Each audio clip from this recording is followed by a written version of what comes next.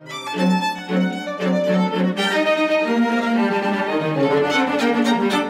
film è stato presentato all'ultimo Festival di Cannes, dove ho visto anche il film di Agnès Varda, Visage Village.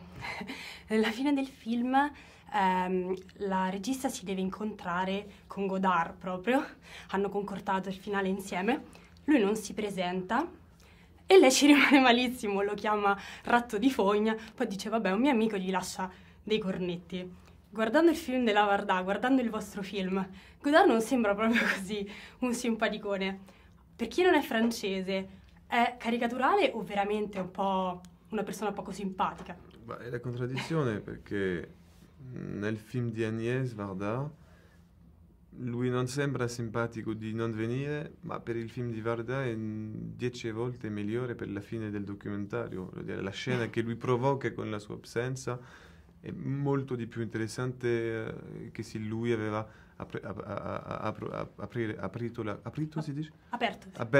aperto la porta e dunque di giusto parlare con lei. Dunque la contraddizione è che forse come affezione un po' così, ma cinematograficamente è molto più, no? Lui ha fatto la scena, no? Ha fatto la fine del film e l'ha fatto diventare molto più crudele e bella.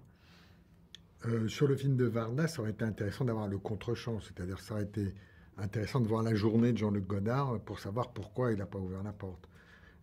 On aurait un truc plus équilibré.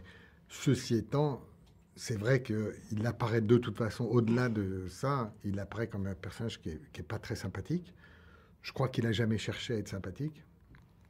Et au final, aujourd'hui, est-ce que c'est intéressant de savoir si Brahms était sympathique ou si Michel-Ange était sympathique?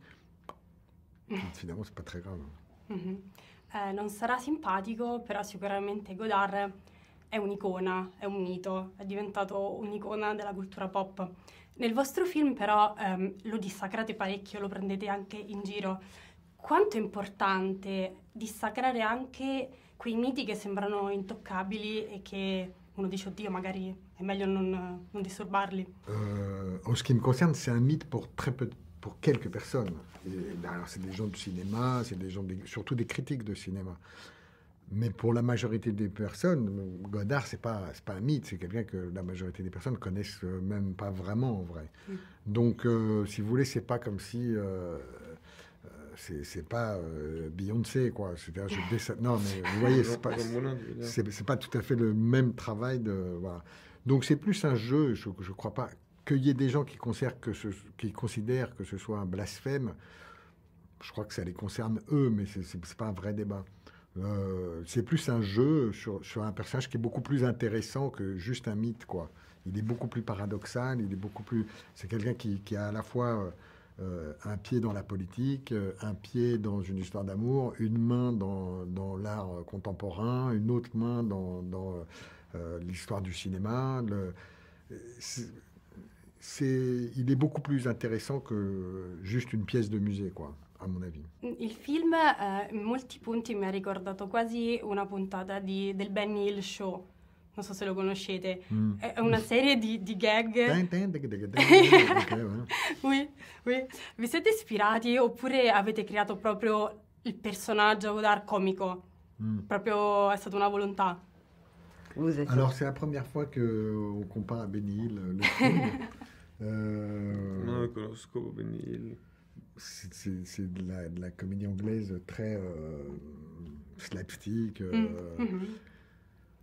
C'était pas spécialement une source d'inspiration assumée de ma part. Non, moi, je trouvais que c'était important d'en faire une comédie, de toute façon, parce que je trouvais que ça donnait au film une espèce d'équilibre, et ça amène beaucoup d'humanité, je trouve, au personnage, et de la tendresse à la manière dont on regarde l'époque. Parce que ce qui lui arrive est assez dramatique, l'histoire est assez dramatique. Et je trouve que le mélange,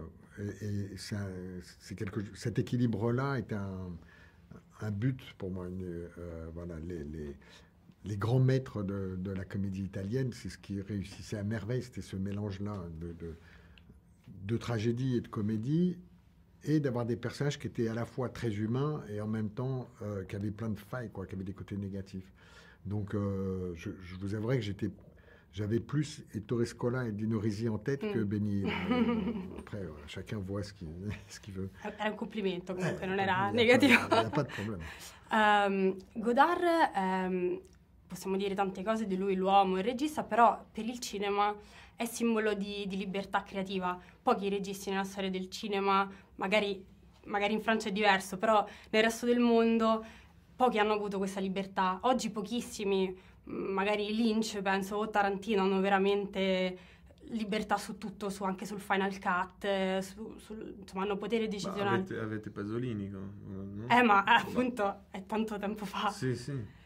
Questo volevo dire, come mai questa grande libertà autoriale mano a mano si va sempre perdendo? Secondo voi questo è un problema per il cinema, anche il problema per cui sempre meno persone magari amano il cinema, se non quei purissimi, fedelissimi, magari attaccati a un passato? Je crois que c'est une vision qui n'est pas tout à fait, à mon avis, qui n'est pas tout à fait juste, dans le sens où cette liberté-là de Godard à ces années-là, elle correspond à un certain type de budget dans lequel il travaillait. Lui, il arrivait à avoir une aura avec ça. Il y a des gens aujourd'hui qui travaillent dans des tout petits budgets, qui font absolument ce qu'ils veulent. Il y a du cinéma expérimental, il y a du cinéma... Il y a toute une sorte de cinéma.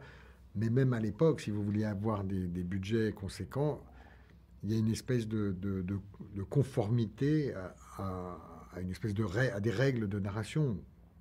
Mais c'est pas... En fait, moi, j'ai une liberté éditoriale 100%. J'ai le final cut, j'écris ce que je veux et tout ça. Mais si je veux travailler avec un certain type de budget, j'essaye de faire des films séduisants pour le public.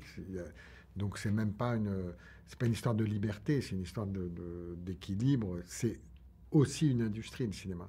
Donc si on veut pas du tout être dans le truc industriel et qu'on veut être aussi complètement dans une liberté absolue, le prix à payer, c'est d'avoir les budgets qui correspondent.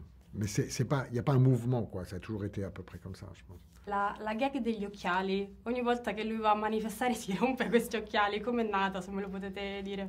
No, perché nel libro di Andy Zemsky, perché il film è una datazione di un libro et que lei, Andy Zemsky, l'a scritto, non? Ça? Oui, en fait, elle a écrit que je crois une fois ou deux dans le livre, il perd ses lunettes. Et donc moi, j'en ai fait un running gag. Et je trouvais que c'était marrant. Et Benny Hill. Mais aussi, je trouvais qu'il y avait un truc quand même qui était l'histoire d'un réalisateur qui se pose des questions de comment regarder le monde et comment changer son cinéma et qui casse ses lunettes à chaque fois. Et je trouvais qu'il y avait un truc qui était un peu... Derrière le gag, il y avait une petite allégorie qui était amusante, quoi. Ok, merci.